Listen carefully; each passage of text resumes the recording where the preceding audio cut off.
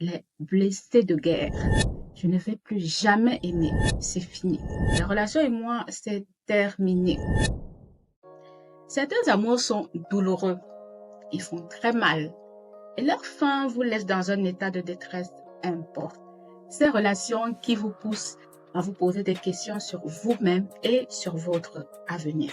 Ces personnes que parfois vous avez aimées et qui par leurs actions, par les vôtres ou par celles de tiers, vous ont profondément affecté. Des personnes que parfois vous avez blessées aussi.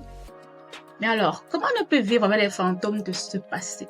Comment passer au travers certains échecs et se reconstruire d'une manière positive? Le passé est passé, c'est vrai. Mais certains passés laissent parfois des traces indélébiles qui continuent à influencer notre vie et nous empêchent d'être heureux et épanouis. On en parle tout de suite après le générique.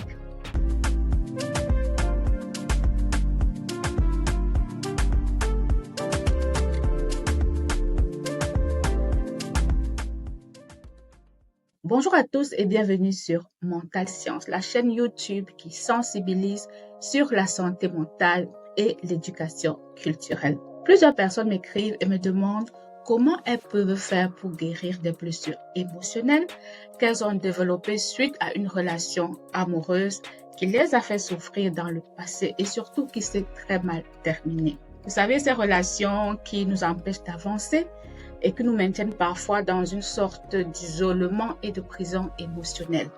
Vous rencontrez même quelqu'un d'autre, mais vous avez l'impression de vivre encore dans le passé. La relation est terminée depuis longtemps et parfois même depuis plusieurs années. Mais vous vivez encore les répercussions de cette dernière, que ce soit au niveau de vos pensées. Tous les hommes sont pareils, je ne trouverai jamais personne qui m'aimera. Les femmes, franchement, il ne faut pas s'en approcher, elles vont te trahir. Ou alors au niveau de vos émotions, j'ai peur des relations, je me méfie des gens, les relations me stressent. Ou encore au niveau de vos comportements. Vous vous isolez, vous devenez agressif quand on vous approche ou quand on vous propose une relation. Et il y a même des personnes qui vont rejoindre des idéologies ou même des groupes qui prennent des comportements vindicatifs vis-à-vis d'un groupe spécifique. Donc, la fin d'une relation va les transformer complètement. Les traumatismes relationnels existent et ils peuvent malheureusement avoir des conséquences négatives sur notre santé mentale et sur nos relations avec les autres.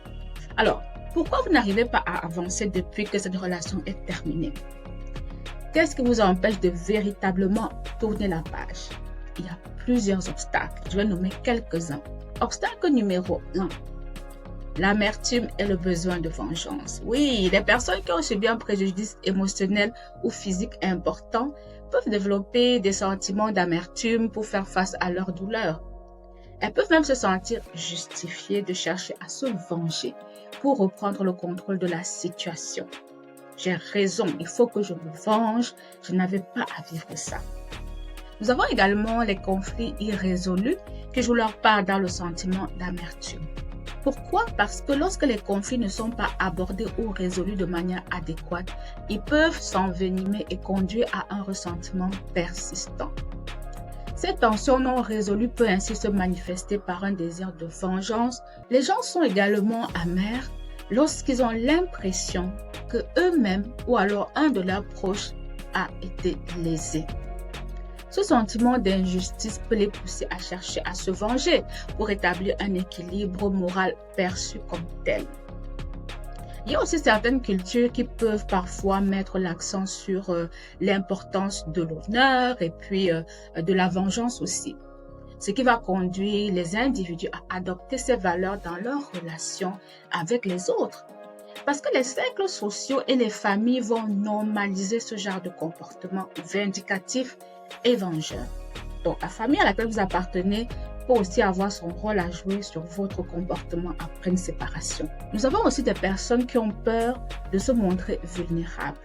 Elles ont l'impression qu'en vous pardonnant ou en passant au-dessus de la relation, elles risquent d'être encore plus blessées.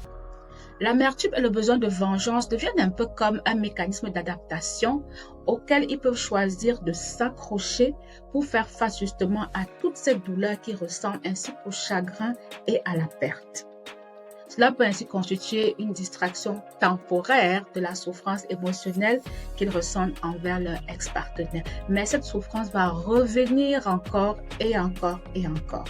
Deuxième obstacle au rétablissement après une séparation douloureuse, l'étendue des conséquences de la séparation. Oui, il faut savoir qu'une séparation n'en est pas une autre.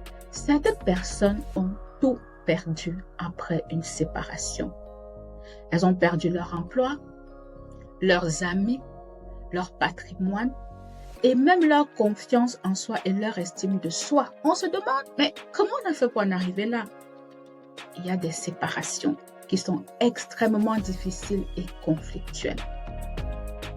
Ces personnes ont parfois été victimes de coups bas et même d'un acharnement sans pitié de leur ex-partenaire ou des proches de ce dernier ou de cette dernière, ce qui peut avoir laissé des blessures difficiles à surmonter. Tout dans leur vie actuelle leur rappelle cet échec car ils n'ont malheureusement pas pu s'en remettre et retrouver un certain équilibre. Il y en a qui ont même chuté à un niveau social beaucoup plus bas et voient maintenant le reste de leur vie comme un échec total qui résulte de la rencontre avec cette personne-là qui, par ses actions, a semé le chaos dans leur vie. On a donc affaire à une femme ou à un homme brisé sur le plan financier, social et moral. Une personne qui a besoin de reconstruction, de guérison. Des personnes qui peinent énormément à refaire leur vie et à se sentir heureux. On retrouve ici des personnes qui ont parfois des symptômes anxieux, dépressifs ou encore qui présentent des traumatismes complexes. Faire face à une séparation, ce n'est pas simplement le fait de ne plus être ensemble. Il y a la dynamique pendant la séparation. Il y a les mots qui ont été prononcés. Il y a les actes qui ont été posés. Il y a les décisions qui ont été prises. Il y a des choses que on n'oublie pas ou qu'on oublie difficilement avec le temps. Des blessures émotionnelles et même parfois des blessures physiques parce qu'il y a des séparations qui ont été aussi physiquement très difficiles avec de nombreuses altercations. Vous voyez donc que dans certaines séparations, il y a des personnes qui vont s'en sortir avec pas mal de symptômes de traumatisme qu'ils vont devoir gérer encore pendant des années. Obstacle numéro 3 à la reconstruction post-séparation, l'appréciation négative de la vie actuelle. Qu'est-ce que je veux dire par là? Tu n'avances pas après ta séparation ou ton divorce parce que tu compares ta vie à celle des autres et tu te dis qu'elle aurait pu être meilleure si et seulement si je ne m'étais pas séparée. Si et seulement si tu ne vois que ce qui ne va pas et sous-estimes tous les efforts que tu as pourtant réussi à faire pour te reconstruire petit à petit. Pourquoi? Parce que tu es toujours accroché à ce bonheur que tu as perdu. Tu as du mal à être flexible et à ajuster tes projets à la réalité qui est la tienne aujourd'hui. Tu peux même avoir refait ta vie, mais au moindre problème, tu juges que tu n'aurais jamais vécu ça si tu étais encore dans ton ancienne relation. Tu magnifies et idéalises un passé qui aurait dû être au détriment de ce que tu as aujourd'hui. Tu continues à vivre avec le fantôme de cette relation. Obstacle numéro 4 au rétablissement. La prise de conscience progressive et tardive. Vous savez, l'appréciation des événements peut changer avec le temps et la maturité. Nous évoluons et prenons conscience que nous avons été humiliés, maltraités, trahis et que surtout, on nous a menti ou manipulés. Ce dont nous n'étions pas conscients à l'époque. Peut-être parce que nous étions si amoureux que nous étions sourds et aveugles face à la réalité. Nous étions peut-être aussi très jeunes et encore très naïfs. Nous avons probablement commis pas mal d'erreurs. Et quand nous nous rendons compte de tout cela avec le temps, nous pouvons avoir des émotions difficiles qui vont nous faire nous sentir coupables. On va même se demander, mais comment ai-je pu me laisser traiter ainsi sans rien dire? Pourquoi ai-je accepté tout ça? Comment elle a pu me faire ça? Revivons ainsi les événements avec une nouvelle conscience et les émotions associées. On pourra aussi ressentir de la colère et surtout des regrets. Si seulement j'avais su. Si seulement je m'en étais rendu compte plus tôt. et nous voilà repartis pour une nouvelle traversée de la vallée de la détresse.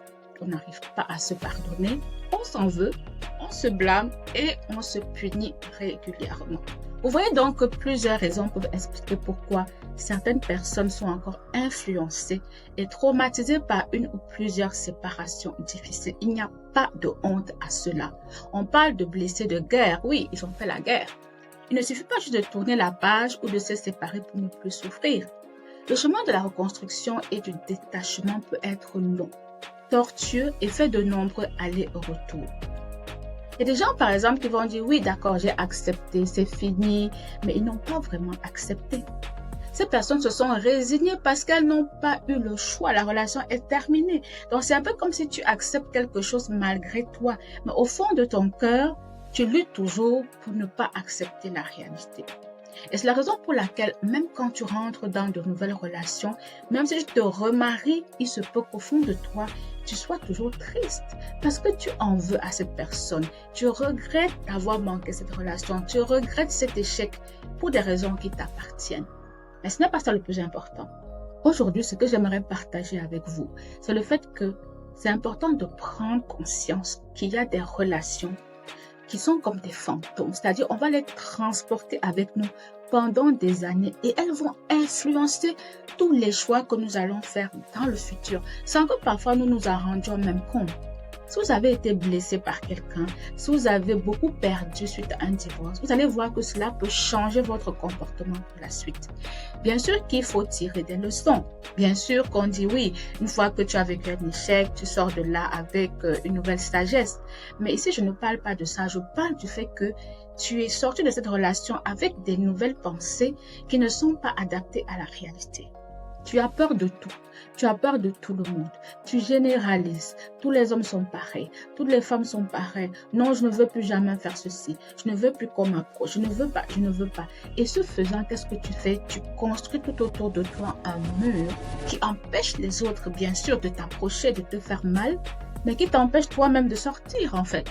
Donc, non seulement tu te protèges et les gens ne peuvent pas t'atteindre, mais toi aussi, tu es dans une prison que tu as créée en pensant que c'est ça qui va te faire du bien. Donc, tu as peut-être un sentiment de sécurité, mais pose-toi la question de savoir, est-ce que tu es heureux ou heureuse de cette manière-là? Parce que souvent, il s'agit ici d'un manque de travail de reconstruction. Parfois, tu ne sais même pas comment tu vas faire ni comment tu vas commencer. Parce qu'après la séparation, il y avait pas mal de choses à faire. Tu devais t'ajuster. Parfois, si vous avez des enfants, il faut inscrire les enfants dans une nouvelle école. Il faut peut-être déménager. Il faut s'arranger sur le système de garde. Il y avait tellement de choses à gérer que tu n'as peut-être pas pris le temps de te demander qu'est-ce qui est bon pour moi maintenant?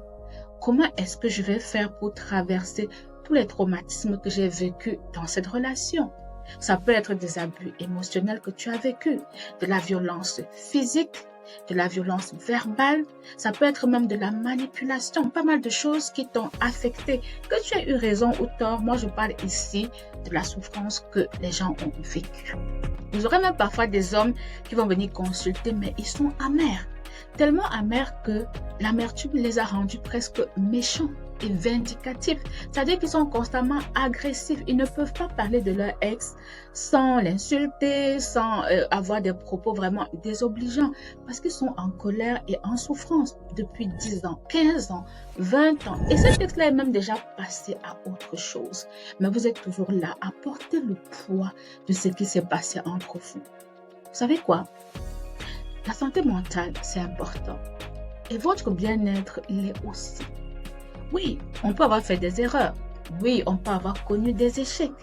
Mais il y a encore quand même le reste de la vie à vivre. Des choses que vous pouvez faire pour améliorer la suite de votre vie.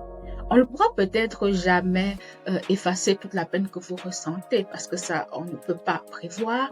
Mais il y a quand même des petites choses que vous pouvez faire pour soulager votre existence. Des choses qui dépendent aussi de vous si vous tendez la main et que vous acceptez qu'on puisse vous aider.